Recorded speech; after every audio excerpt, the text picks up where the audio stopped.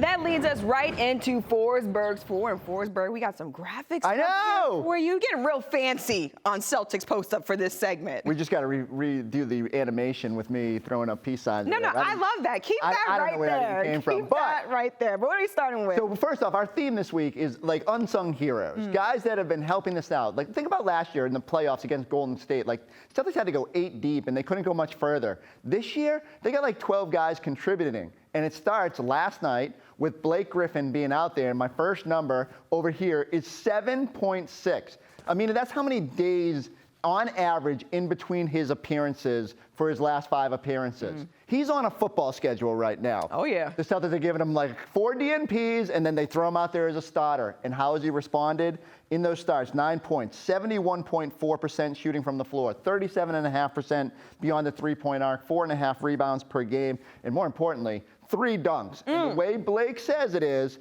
as long as he dunks once a game, we'll all stop pretending like it's a miracle every time he goes up and throws down an alley-oop. I love the way he has approached this. It's tough sometimes for veterans to come in, especially superstar veterans, and embrace that role. Blake has done that and done it well. And not only that, he's helping them win. And so when you can get your 12th man to buy in and be a good presence like that, it's such a good thing for this team. He's reminding everyone, hey, I can still dunk. It's not like a spectacular thing. It's like, I can still do it. These knees still work. That's what Blake Griffin is basically He's only 33. He's only 33, guys. Hey, that's not that old. What's coming in next? All right, our next number is 6.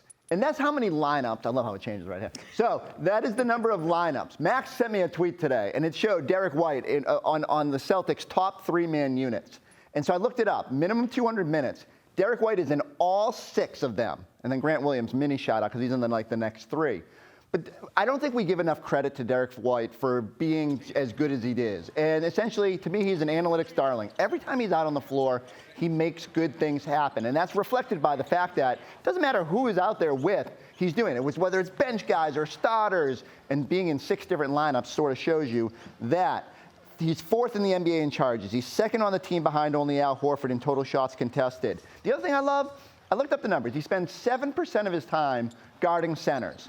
That doesn't sound like a huge percentage, but the dude is like 6'2", 6'3", right? And yet they're still throwing him out there against 7-footers, another 32.9% on forwards. That versatility is so key, and I just think Derek White makes good things happen every single time he's on the floor. Top 5 in the league in charges. I had no idea about that. Him, Marcus, and Blake are competing. I mean, got a little inter squad competition going on. That's absolutely crazy, but also that's a guy that you definitely want to have on your team. All right, what's coming in next? All right, the third number is 38.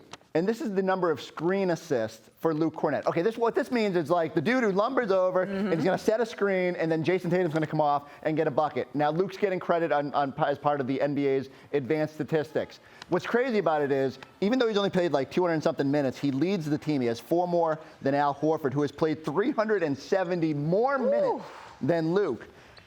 For me, it comes down to this. Because the Celtics don't have a lot of screeners while Rob is out, it's almost like a refreshing thing for these guys. When he's out there, all of a sudden you got this 7'2" dude throwing his body around. You're coming off and you're getting a lot of clean looks out there. Boston's rebounding rate also spikes up to a team best 51.7 when Luke is on the court. It drops all the way to 49.8 when he's off. Their offensive rebound percentage jumps up by 8%.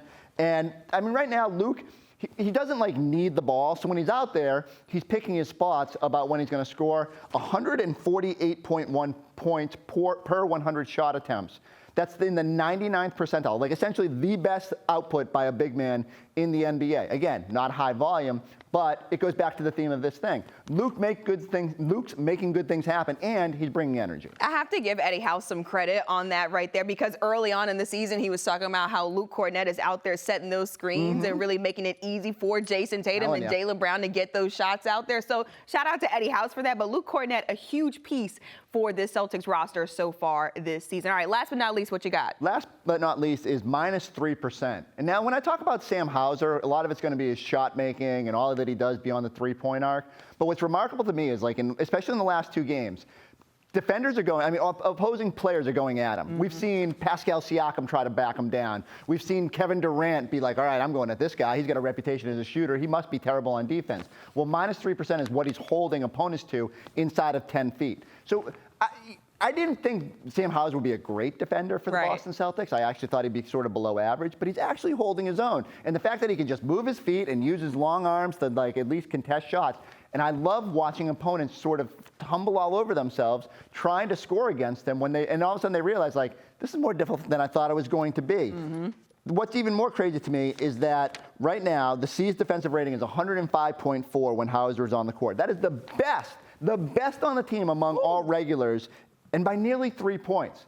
So I don't know. Look, we're going to run a whole feature about how good his shooting is in a couple seconds, but for me, it's his all-around impact, and it just shows. If you're going to play for this team, you've got to buy in on both ends. Sam Hauser, when he was a rookie, didn't look very crisp on that end, has found a way to be an impact defender. I always say when you're superstars, like Jayson Tatum is out there playing defense, I mean, if you're Sam Hauser, you're going to have to play some defense as well for this Celtics team.